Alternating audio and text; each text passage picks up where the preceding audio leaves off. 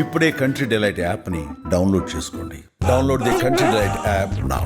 తమిళనాడు రాష్ట్రంలోని తిరువళ్ళూరు జిల్లాలో పిఆర్ పల్లి అనే గ్రామంలో యోగిత్ అనే ఒక 4 ఏళ్ల బాబు టాబ్లెట్ గొంతులో ఇరుక్కుపోయి చనిపోయాడు. దీనికి సంబంధించి మరింత సమాచారం డాక్టర్ ఆశీష్ రెడ్డి గారిని అడిగి తెలుసుకుందాం. ఎందుకంటే అసలు పిల్లలకి ఏ వయసు నుంచి టాబ్లెట్స్ ఇవ్వచ్చు, టాబ్లెట్ ఫామ్లో ఇవ్వాలంటే వాళ్ళు ఎలా తీసుకోవాలి, సిరప్స్ ఇవ్వకుండా 4 ఏళ్ల బాబుకి ఎందుకు టాబ్లెట్ ఇచ్చారు అక్కడ డాక్టర్స్, ఇవన్నీ కూడా ఆయన అడిగి తెలుసుకుందాం. డాక్టర్ గారు నమస్తే అండి.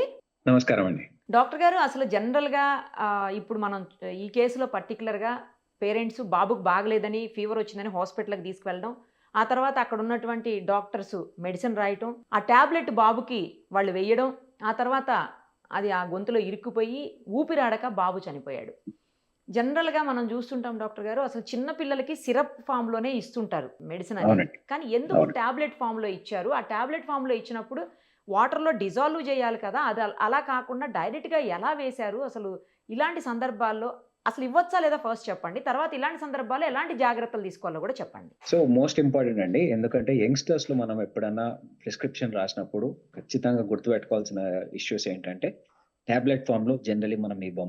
ఏ పేషెంట్ కైనా కానీ ఏ ఏజ్ అంటే అట్లీస్ట్ 10 years క్రాస్ అయ్యే వారికి, వాళ్ళ ఓన్ గా వాళ్ళ టాబ్లెట్ తీసుకునే ఏజ్ వచ్చే వారికి, లేకపోతే వెయిట్ పరంగా ఒక 40+ వెయిట్ పెరిగే వారికి కూడా మనం టాబ్లెట్ ఫామ్ లో మనం ఎటువంటి టాబ్లెట్ ఫామ్ ఇవ్వం. ఒకవేళ అక్కడ అవైలబిలిటీ ఇష్యూ వచ్చింది, లేకపోతే అవైలబుల్ లేదు, ఆ మెడికేషన్స్ అవైలబుల్ లేదు అంటే కంప్లీట్ గా క్రష్ చేసి వాటర్ లో కలిపి డిజాల్వ్ చేసి వాళ్ళ వెయిట్ కి పరంగా, ఎందుకంటే జానం వరకు డోసెసెస్, అడల్ట్ డోసెసెస్ ఉంటాయి. ఎప్పుడైనా మనం పీడియాట్రిక్ డోసెస్ ఇచ్చినప్పుడు, అంటే బేబీస్ లో ఇచ్చినప్పుడు ఏంటంటే దాని తగ్గట్టుగా మనం వెయిట్ ని రేషియో తీసుకొని దాని ప్రకారంగా డోసెస్ టైటర్ చేస్తాం.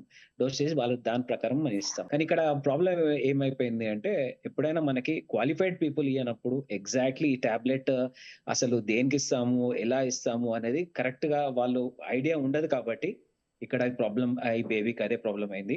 ఆ టాబ్లెట్ వీళ్ళకి చాలా చిన్నగా ఉంటుంది. ఇప్పుడు జస్ట్ మనం తీసుకునేటప్పుడు అప్పుడు జస్ట్ ఈసోఫాగస్ సో అది చిన్న, ఇప్పుడు ఎపిగ్లాటిస్ పైన పోయి ఆ టాబ్లెట్ జనరల్లీ స్టిక్కీ అయిపోయి ఉంటుంది. పోయి అక్కడ స్టిక్ అయిపోవడం వల్ల అది విండ్ పైప్ ఓపెన్ కాకపోయి ఉండొచ్చు. So that might have cause this problem.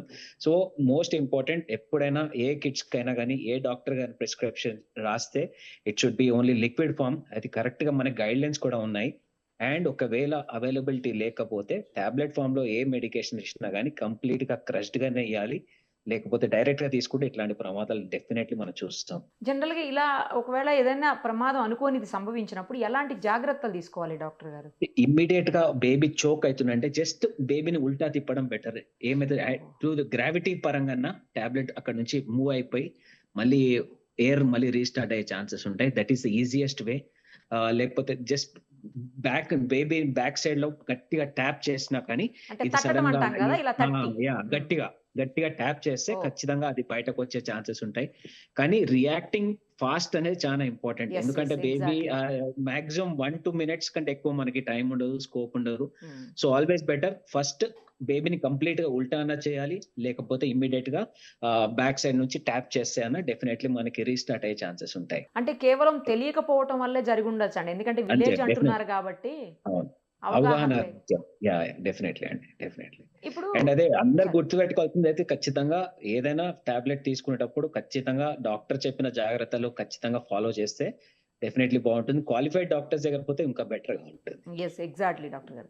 ఇప్పుడు వాటర్ లో డిజాల్వ్ చేయాలి అంటున్నారు టాబ్లెట్ రూపంలో ఉంటాయి, అలా కాకుండా కొన్ని క్యాప్సూల్ రూపంలో కూడా ఉంటాయి. అసలు అలాంటివి ఇస్తారా పిల్లలకి? అలాంటివి ఇచ్చినప్పుడు మరి ఆ క్యాప్సూల్ ఎలా డిజాల్వ్ చేస్తాం?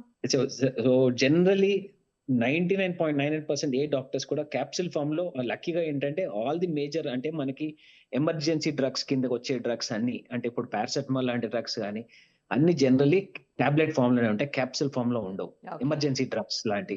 సో లక్కీగా మనకి ఆ టాబ్లెట్ ఫామ్ లో ఉంటది కాబట్టి పెద్దగా ఇష్యూస్ ఏమి ఉండవు.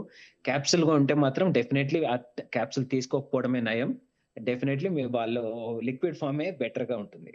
అంటే డాక్టర్ దగ్గరకు వెళ్లకుండా కొన్ని సందర్భాల్లో ఓవర్ ది కౌంటర్ అవి తీసుకుని వేసేస్తూ ఉంటారు పిల్లలకి, చిన్న చిన్న ముక్కలుగా కొట్టి ఇలా హాఫ్ చేసేసి అట్లా కూడా మనకి ఇదే ఎగ్జాంపుల్ గా తీసుకోవాలి. బేబీస్ లో చోక్ అయ్యే ఛాన్సెస్ ఉంటాయి, చచ్చిపోయే ప్రమాదం ఉంటుంది. కాబట్టి డెఫినెట్ గా ఓవర్ ది కౌంటర్ తీసుకోకండి. ఓవర్ ది కౌంటర్ లో మనకి అది ఎలా తీసుకోవాలో తెలియదు.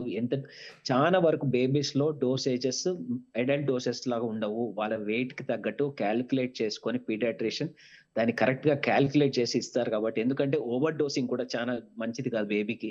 ఎందుకంటే లివర్ ప్రాబ్లమ్స్ దగ్గర నుంచి కిడ్నీ ప్రాబ్లమ్స్ దగ్గర నుంచి అన్ని ప్రాబ్లమ్స్ వచ్చే ప్రమాదం ఉంటుంది. కాబట్టి కరెక్ట్ డోసేజెస్ ఇవ్వడం చాలా ఇంపార్టెంట్.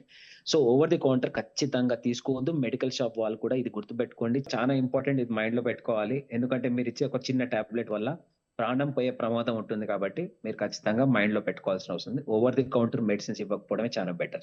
డాక్టర్ గారు ఒక విషయం చెప్పండి. ఇప్పుడు నార్మల్గా సిరప్ని డాక్టర్స్ ప్రిస్క్రైబ్ చేసేటప్పుడు 5 ml ఇవ్వండి, లేకపోతే 6 ml ఇవ్వండి, ఇట్లా చెప్తూ ఉంటారు వెయిట్ని బట్టి. కానీ అవును, చాలా మంది అవును. ఏం చేస్తారంటే కొన్నిసార్లు 7.5, 8.5 అన్నప్పుడు ఏముందిలే 9 ml వేయడం, 9 ఇవ్వండి అంటే 10 ml వేసేయడం, ఇలా కూడా చేస్తూ ఉంటారు. అది ఎంతవరకు కరెక్ట్?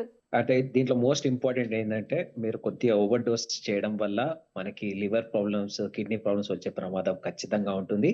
సో ఏ డోస్ అయినా మీరు ఇచ్చేటప్పుడు కేర్ఫుల్ గా ఉండండి. ఎందుకంటే ఒక పీడియాట్రిషియన్ మీకు ఆ డోస్ ఇచ్చినప్పుడు చాలా క్యాలిక్యులేటెడ్ గా వెయిట్ ని, వాళ్ళ ఏజ్ ని అన్ని వాళ్ళ ఐడియాలో పెట్టుకొని ఇస్తారు. కాబట్టి డెఫినెట్లీ ఓవర్ డోస్ చేయొద్దు. ఓవర్ డోస్ చేయడం వల్ల ఫాస్ట్ గా రికవరీ ఏం అవ్వదు. దానివల్ల నష్టాలు తప్ప పాజిటివ్ అయితే డెఫినెట్లీ లేదు. ఇంకొకటి కూడా చెప్పండి డాక్టర్ గారు. ఇప్పుడు ఒకసారి మెడిసిన్ వేసుకున్న తర్వాత మినిమం 8 hours ఉండాలి అని అంటారు. అట్లీస్ట్ 6 hours అని ఉండాలి. 6 ఎందుకంటే hours. ఫీవర్ చాలా సందర్భాల్లో అవును, 5-6 hours కి రిపీట్ అయిపోతుంటుంది. అలాంటి అవును. సందర్భాల్లో 6 hours కి ఇవ్వచ్చు అంటారు. కరెక్టేనా అది? అంటే ఇప్పుడు జనరలీ ఇప్పుడు పారాసెటమాల్ ఎట్లాంటి అయినా Every 6 6 hours hourly. ఇవ్వచ్చు. 6 అవర్లీ ఇవ్వచ్చు. ఓహో. అంటే పేషెంట్ కండిషన్ బట్టి అండి. కొన్నిసార్లు మేము 8 అవర్లీ కూడా ఇస్తాము. కొన్నిసార్లు 12th అవర్లీ కూడా ఇస్తాము. అంటే కంపల్సరీ వాళ్ళకి అవసరం అనుకుంటే ఎక్కువ 4th అవర్లీ ఇస్తాము. లేకపోతే 6th hourly is easily given. 8th hourly కూడా చాలా కామన్ గా ఇస్తాం. అడల్ట్స్ లో జనరల్లీ 8 అవర్లీ ఉంటుంది.